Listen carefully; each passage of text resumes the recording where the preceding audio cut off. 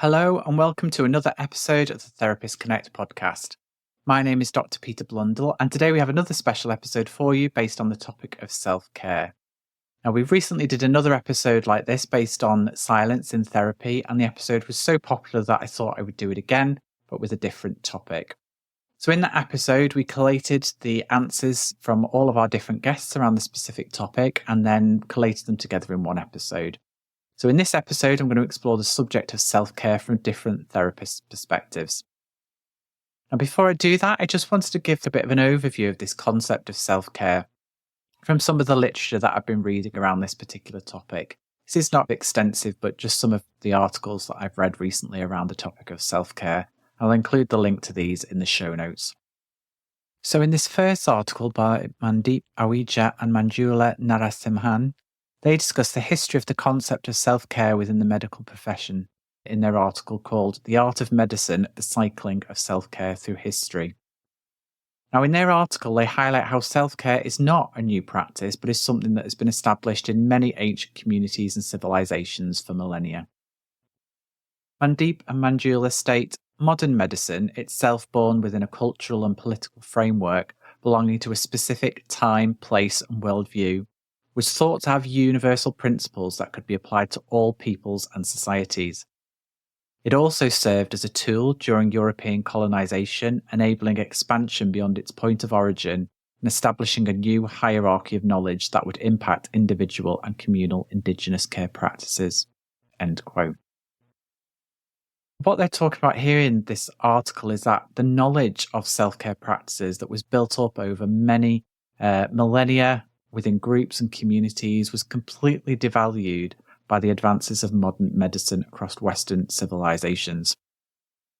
Now, Mandeep and Manjula also highlight how motivations to practice self-care are manifold, including intrinsic drives for self-reliance and as a reaction to systematic disempowerment of individuals in modern medical institutions.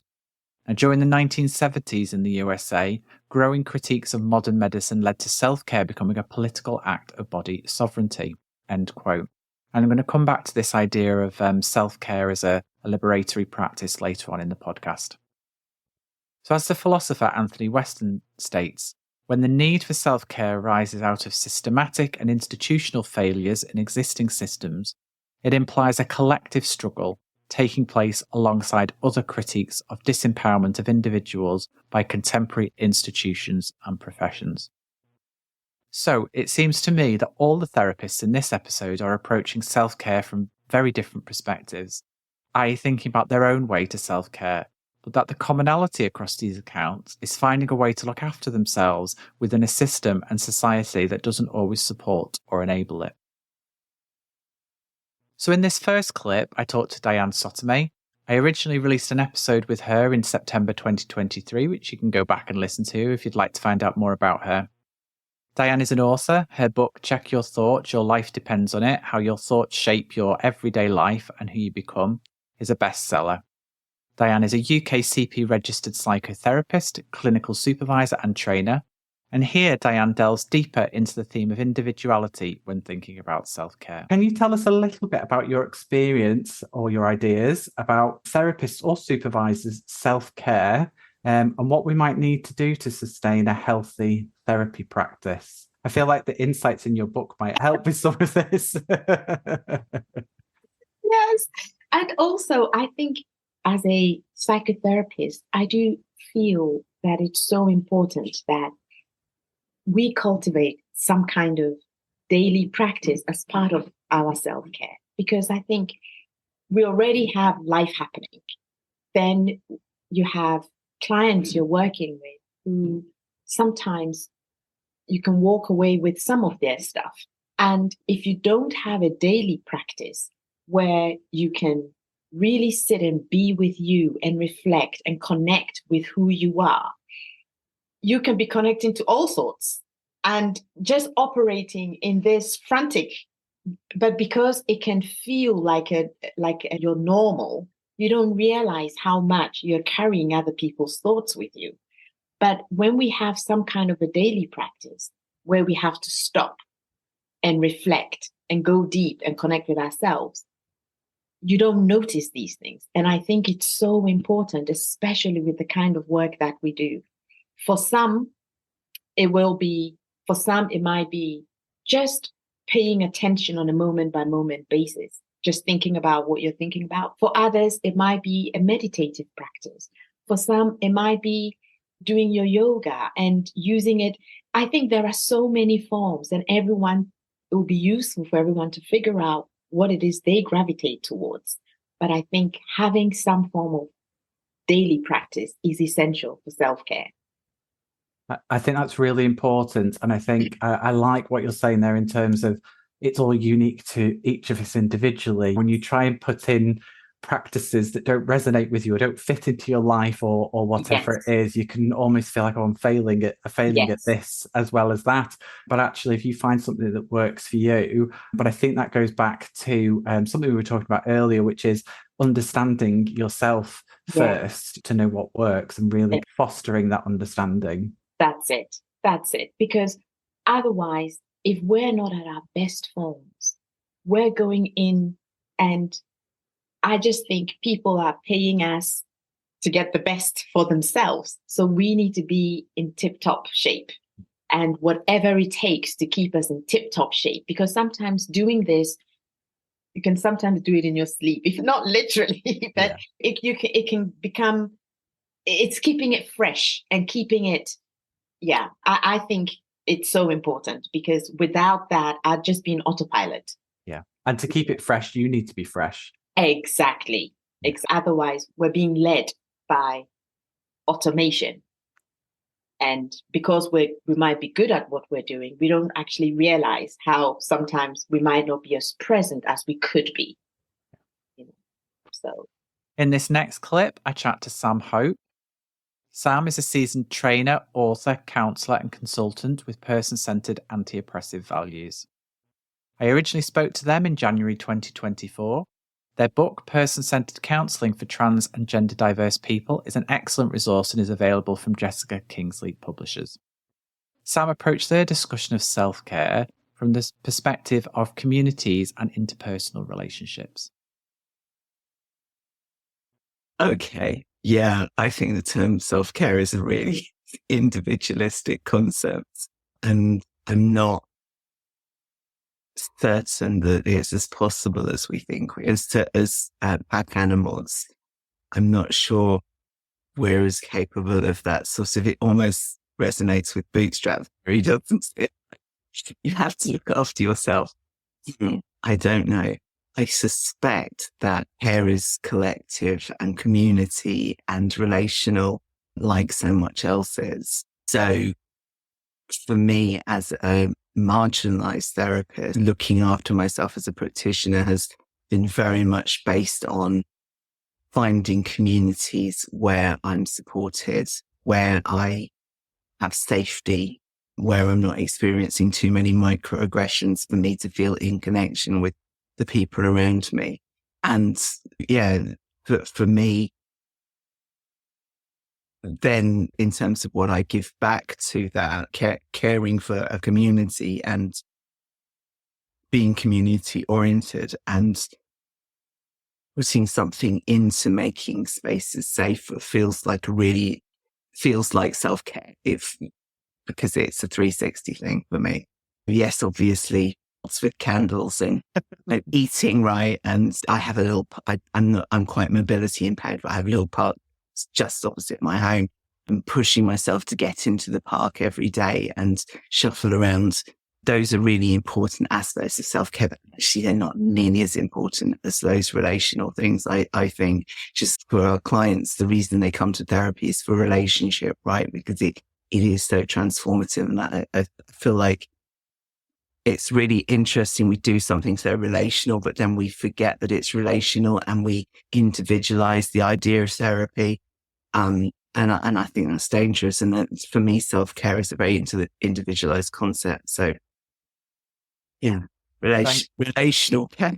Relational care, right? Rename the episode to something like that. But I think what's really important, I was thinking about when Therapist Connect set up and in the middle of the pandemic, and so many therapists working in private practice or in agencies even, and just working on their own and not having that community and people to talk to, and how much of that I think was probably missing before the pandemic and then becoming even more emphasized throughout the pandemic. And I think, yeah, there's something about us trying to do all of this on our own, and the kind of term self-care, like you're saying, almost like applying the blame to yourself. Well, you haven't looked after yourself enough, when it's actually what about looking after each other. Yeah, absolutely. And I think I had a head start with the pandemic because I was already working online, and I was always already quite isolated as a disabled counsellor from a marginalised identity. So I already had to establish those support networks, and many of them were online support networks. So I personally thrived in the pandemic because I already had those structures. And yeah, it's really important for people to have those. And also, I think to value online connection, because especially those of us in private practice, we might not always have the energy to get out and do things and meet people in person. Actually, online connections are hugely beneficial and important, and we need not to see those as lesser because they're still connections. Absolutely. In this next clip, I speak to Chloe Foster. In their original episode, we talked about email counselling and alternative ways of working as a therapist.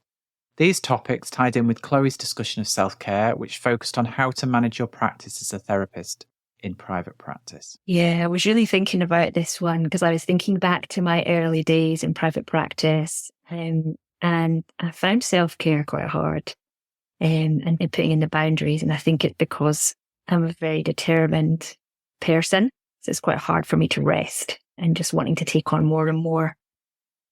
So I was working too many evenings, too many clients, lots of low cost. There was just so much going on, and I was just determined to make it work. But I wasn't really making it work because I was just doing too much, really.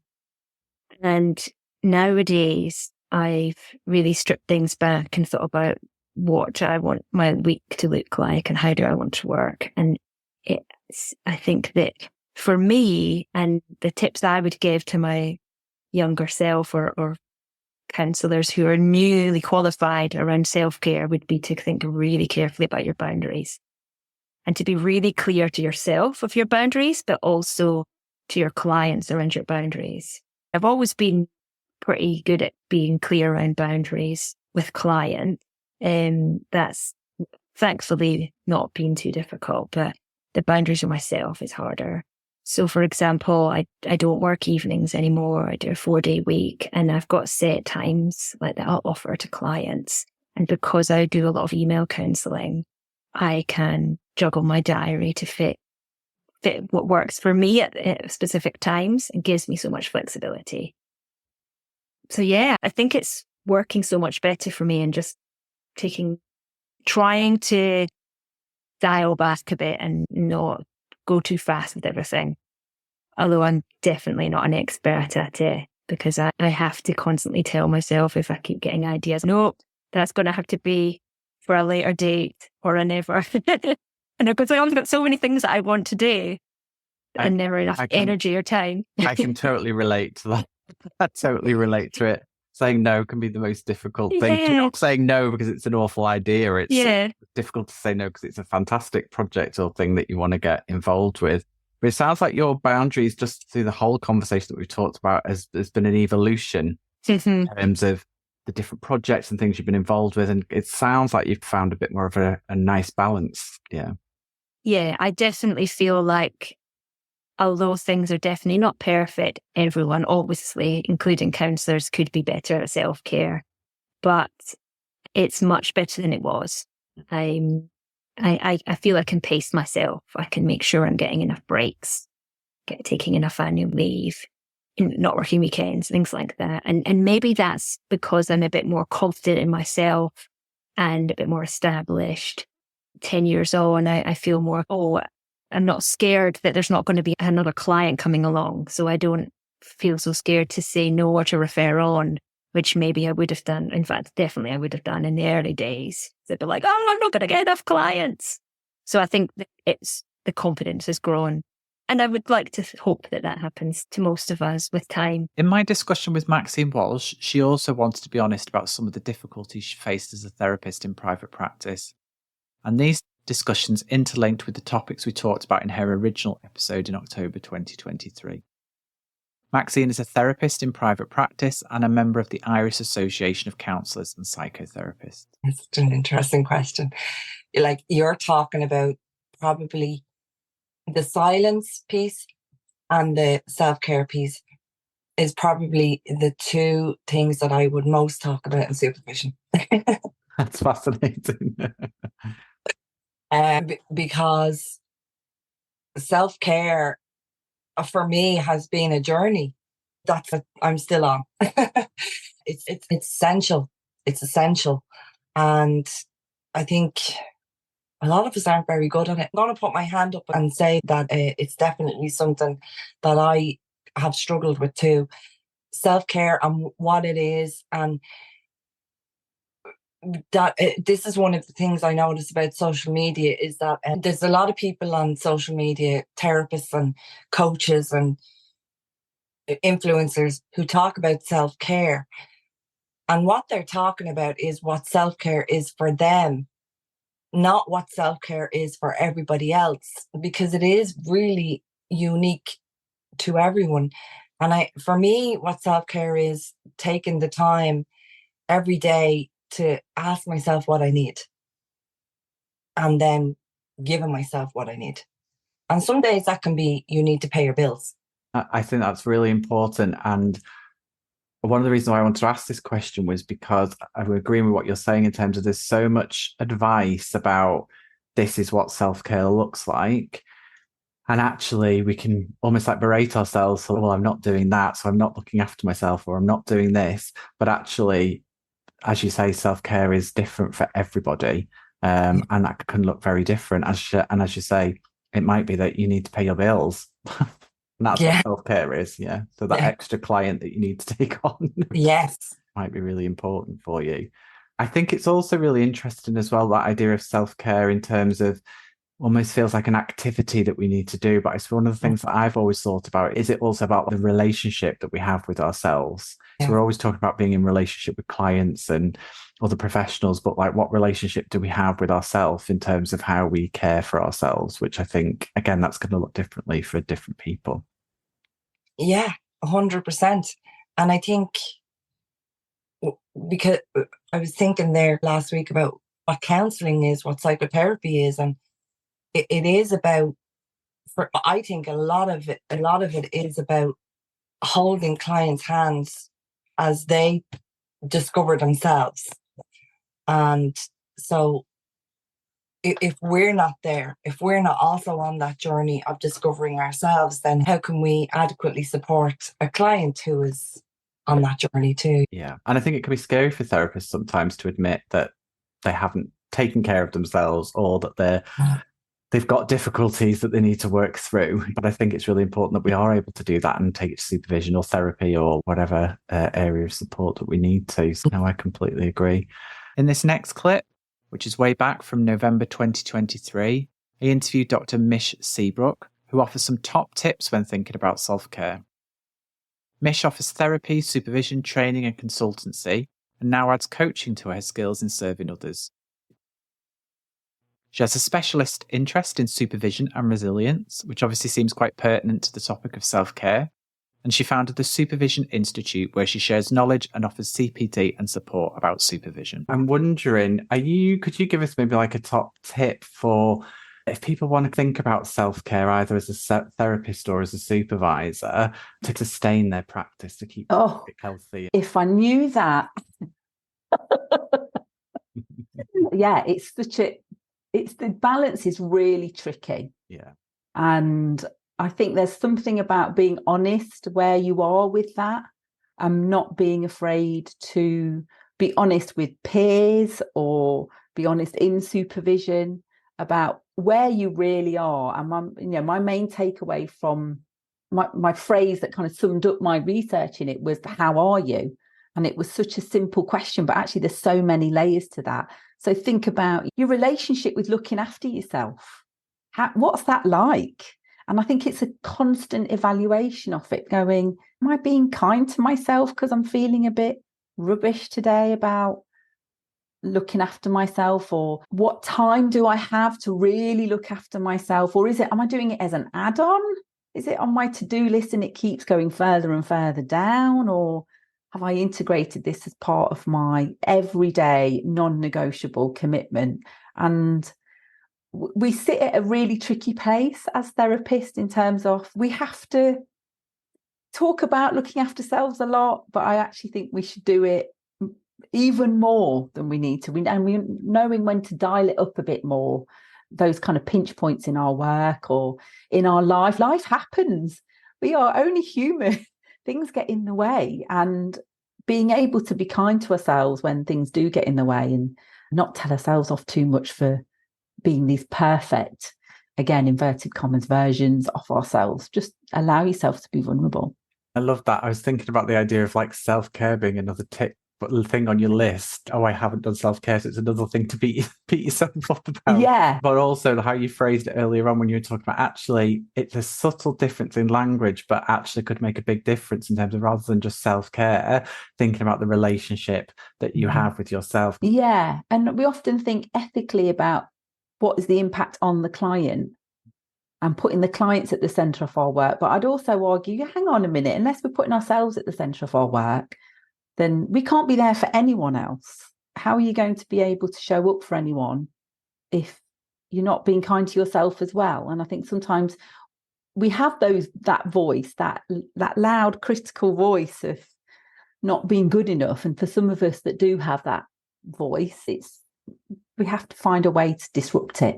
Yeah. It's that old metaphor, isn't it, of the oxygen mask in the plane. Yeah. You've got to put it on yourself first. Yeah. Or as the great RuPaul would say, how the hell are you going to love anyone else if you can't love yourself? We have to really look at that and really examine that relationship and know that it's movable. We don't get it right. It's like our learning. It's not a done deal. It's a constant evolution. Yeah. And I think there's something there about being really mindful about how we look after ourselves and not just, oh, I've seen 3 clients in a row, I'm going to take 10 minutes for myself because that's... yeah, self-care. That's self-care and I've ticked it off for today. It's like, yeah. And knowing what it means for you as an individual in terms of, is it about peace? Is it about energy? Is it about moving? Is it about sitting down? And what can you do? Whether that's physically or financially, or what can you do and what you might want to do. They may be quite different things, but just really attending to what do I need right now in this moment. And sometimes for me, it'll be about blasting loud music and singing along. And sometimes it will be like, I just need absolute silence. And they're both equally as replenishing for different reasons.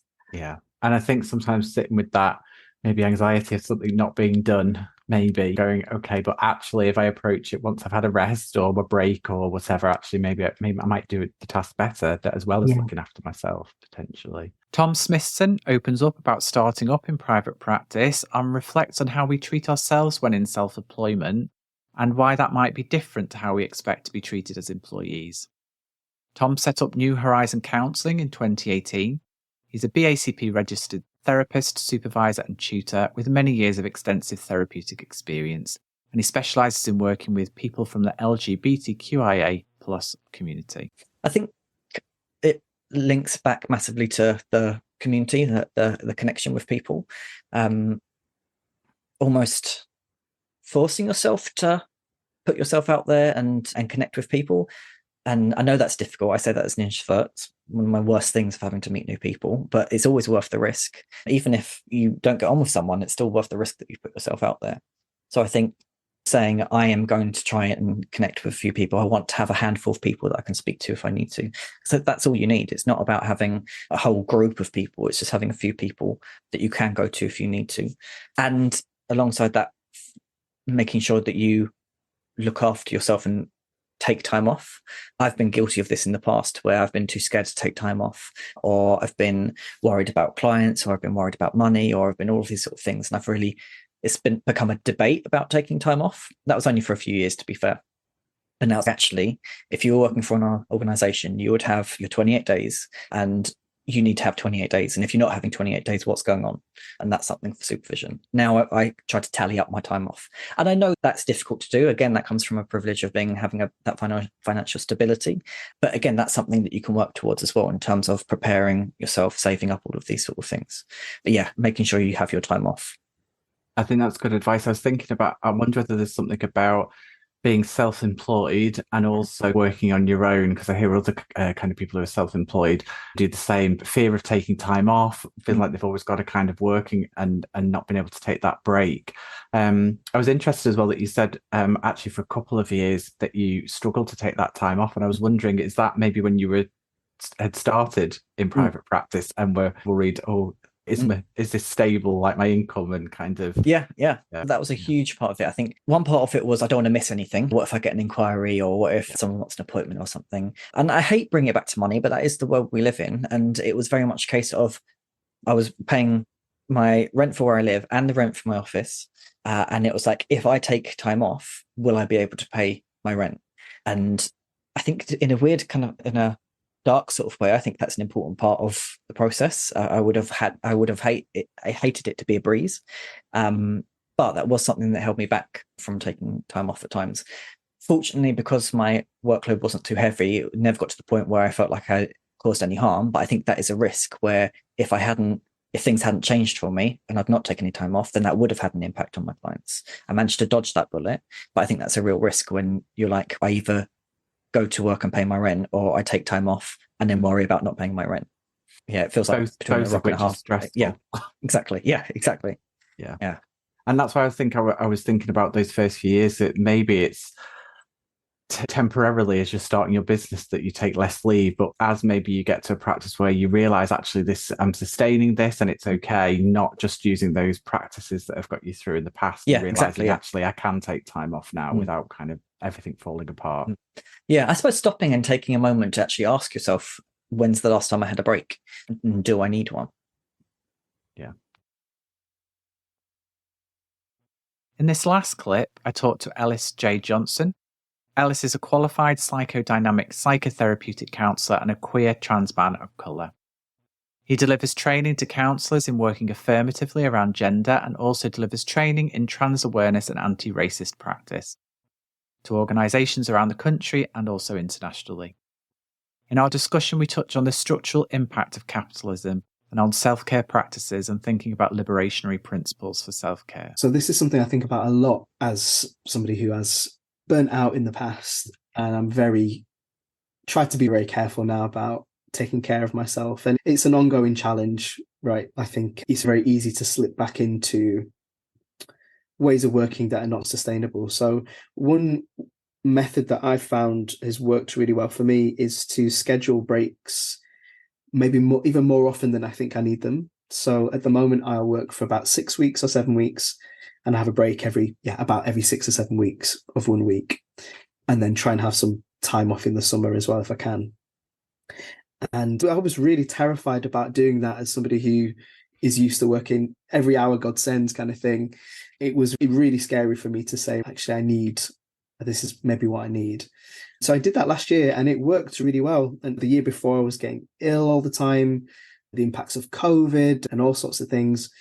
And the predictability of it actually has worked really well for me. And from what I can see, it's worked quite well for clients as well. So having to cancel last minute in the last year, a couple of years ago, and having to move sessions all the time, it's just unsustainable way to work. And particularly as a psychodynamic practitioner, I like to have my clients at the same time every week without moving around at all if I can help it. It was breaking my heart really to have to keep moving things. So we have a level of predictability now. And that seems to, I noticed that, clients seem to respond well to that.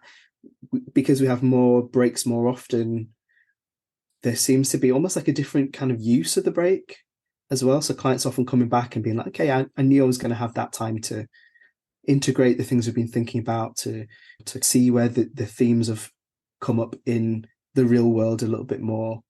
So I'm noticing actually that the break, as it started to become an even more integral part of the work. And we, as always, we work with it.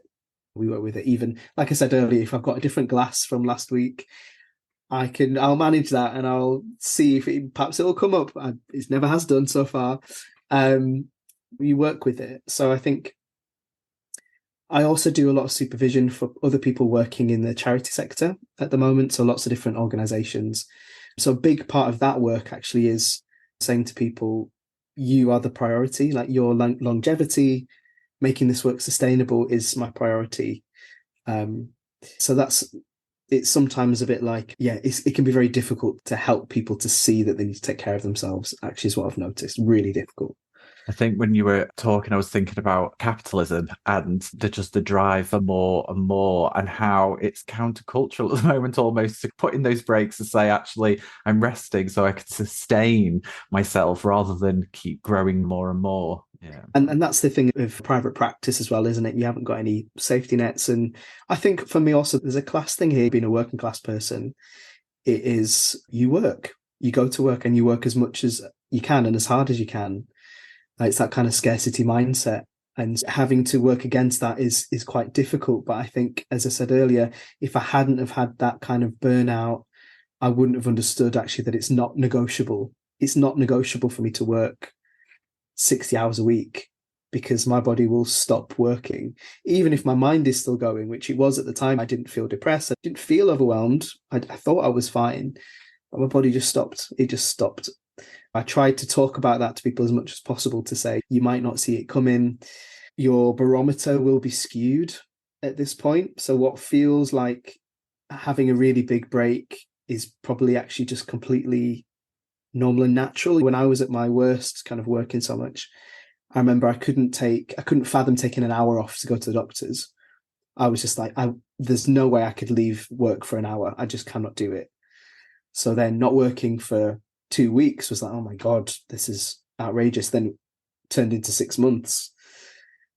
And that it broke the barometer for me. I was like, okay, I need whatever I need, actually, at this point. And I try to talk about it as much as possible, to say, if you want to be doing this work longer term, you have to have strategies in place. And connection also, I think, is a big one. It sounds like your body was giving you the message, take a break. Yeah, it was this it's that idea of my body took a break because it wanted to take a break. I didn't have a say in it. Take care of yourself, or your body will take care of itself for you. I was interested to hear you talk about from a working class background, because I'm from a working class background. And at one point I realized that, when am I going to get to the point where I say, oh, it's okay now? You've done not enough. You don't have to keep going and going and going. No one ever teaches you that bit.